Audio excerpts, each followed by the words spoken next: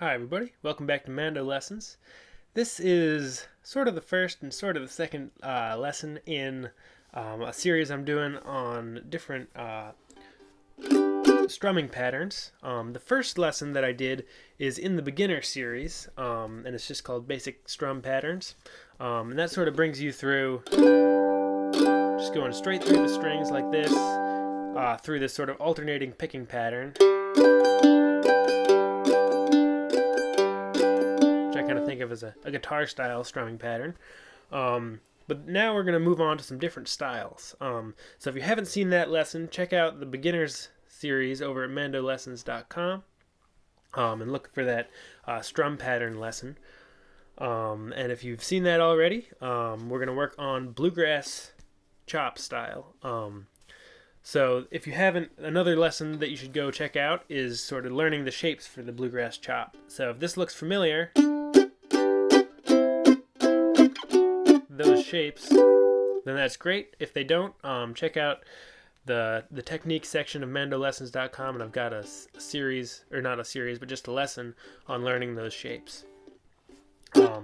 If you enjoy these lessons, there's a couple ways to donate over at mandolessons.com, and that's always appreciated, but not a necessity by any means.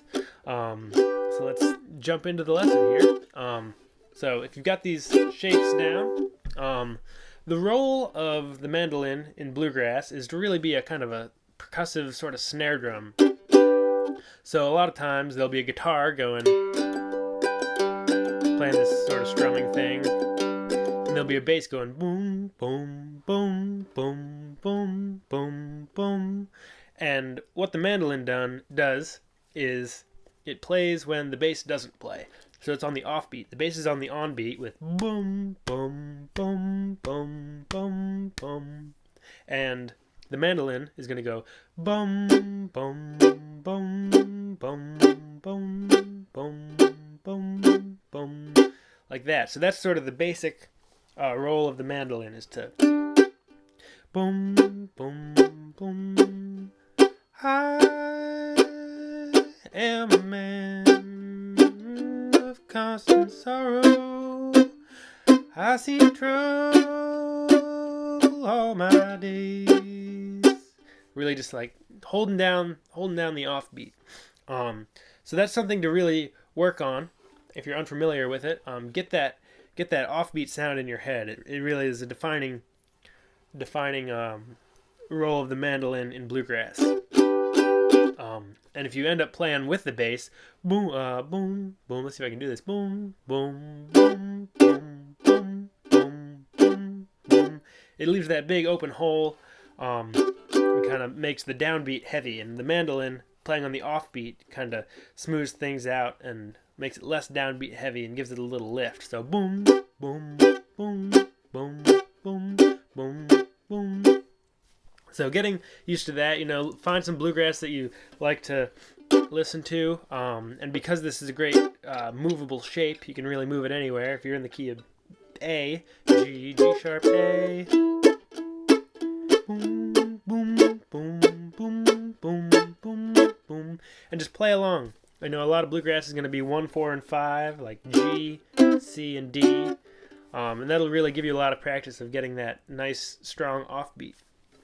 Now, once you've got that under your fingers, and it's, you might be saying, is there something else I can do because I'm kind of tired of just playing the straight offbeat. Boom, boom, boom. What you can do is you can add a little more right hand to it.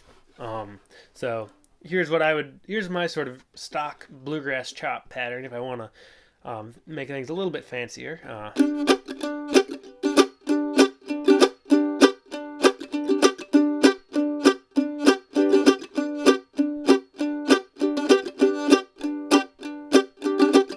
So what I'm doing is I'm playing a little bit of the bass's role. So I'm just getting the G string on the onbeat, so it'd be boom, boom, boom, boom, boom, boom, boom, boom. So I'm singing the bass part, boom, boom, boom, boom, boom, boom. So it makes your hand do a little bit more. Kind of gets it into this little motor motion.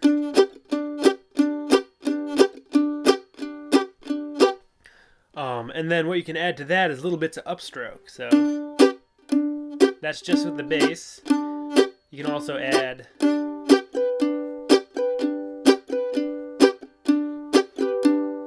so slowing that down a little bit.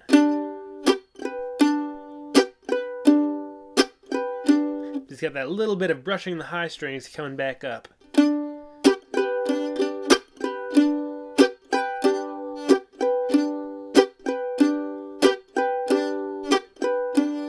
And what you always want to keep is that chop on the offbeat and getting that nice percussive muted sound.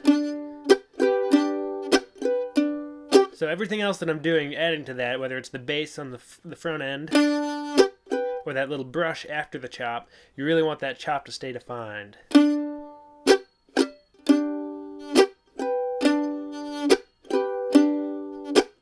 Because that's really going to add a lot to the music, and it's a nice steady thing that our ears can hold on to, and that isn't being filled by another instrument in a traditional bluegrass setting.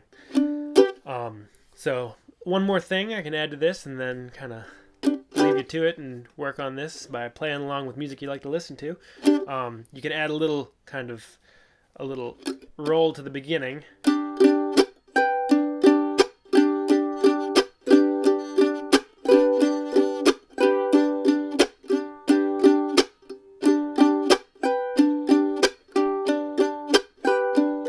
So I'm going down, up, chop, up, down, up, chop, up, down, up, chop, up, down, up, chop, up, down, up, chop, up, down, up, chop, up, down, up, chop, up. And again, keeping that chop nice and percussive. If that loses its bite, then the music is going to lose its bite. So really keeping that as your main priority. And then so as we speed that up,